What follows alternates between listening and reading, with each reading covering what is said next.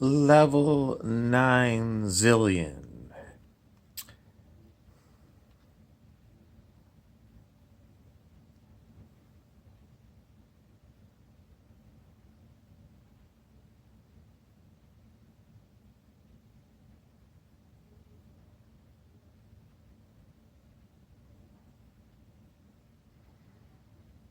Okay, so my hat I've got here, it's the CN Tower, which is a famous tower in Toronto, Ontario, Canada, that at one time was the tallest tower in the world, and it's been superseded a number of times now.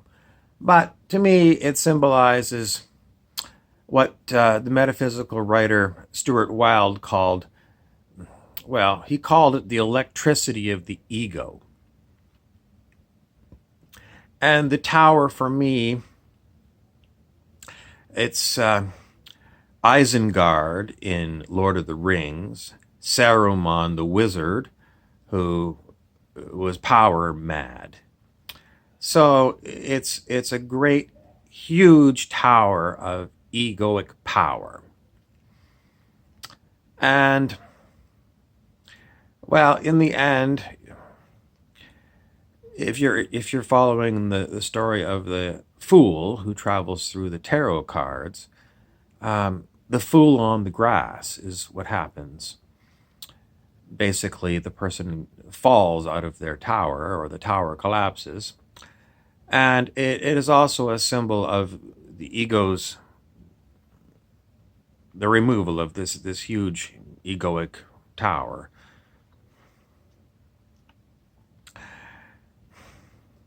The ego is all about what's best for me, my little personal body, and perhaps what's best for my group.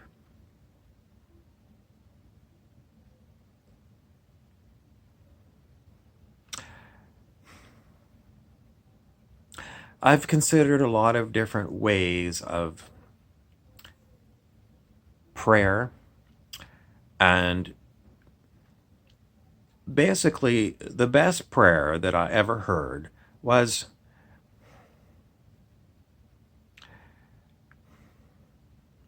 put it in words,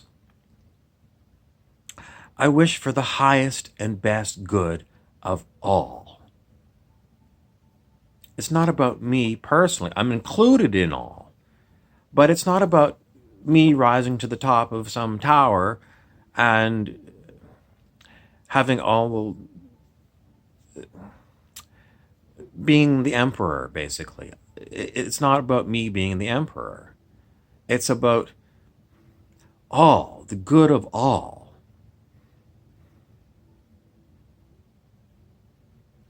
So if your teaching is all about how to make me and my group come out on top of the tower, and that's what you're praying for, or you've got all of the people who are praying for the highest and best for all, perhaps those two intentions are going to clash. And if you've got a small group of people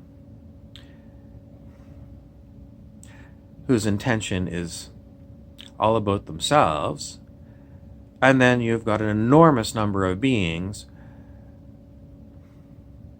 who simply want the best for all,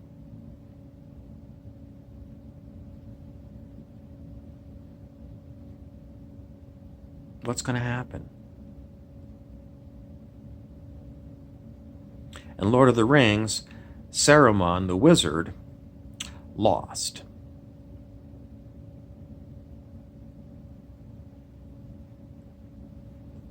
Think about that one.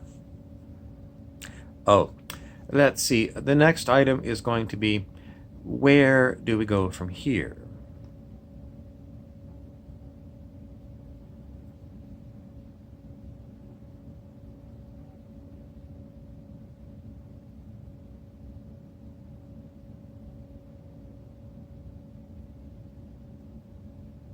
What you're supposed to do is follow the signs.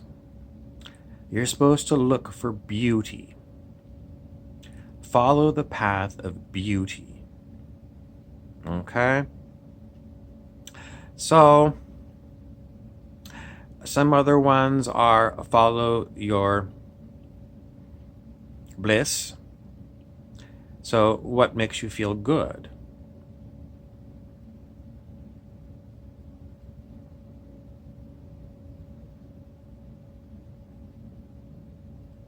Synchronistic flow is very important. And I'm going to throw another one in there.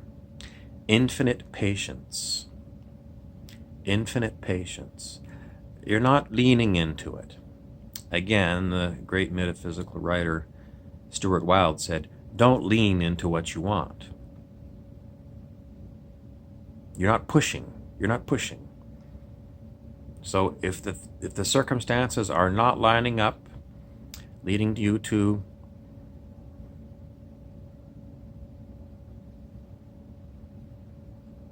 the flow, then you have to be patient.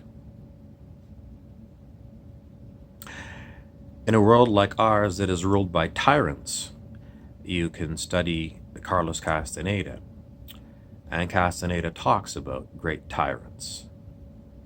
And he said the same thing as Stuart Wilde. He said, bide your time with tyrants.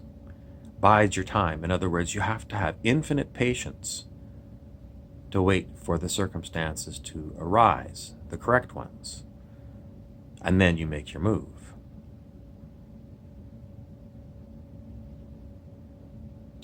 And patience, of course, is always known as a traditional Western virtue.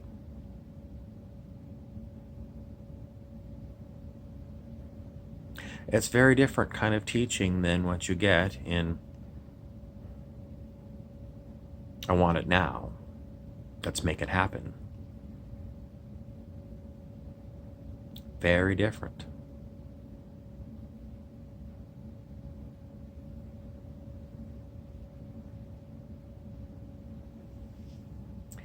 Let's see, what else wants to come up? Let's see, I almost saw Mr. Pindar come up. Pindar, the reptilian Draco. You can see it in my eyes. My eyes get kind of like this. My face almost looks like a Joker when I look at myself in the mirror. But he's not coming through. Pindar, what do you want to say?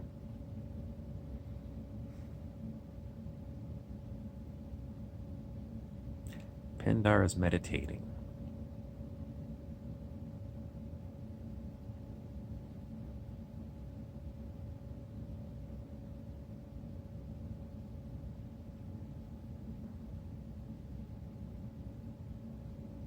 If you are building an enormous tower of power dedicated to yourself and your group,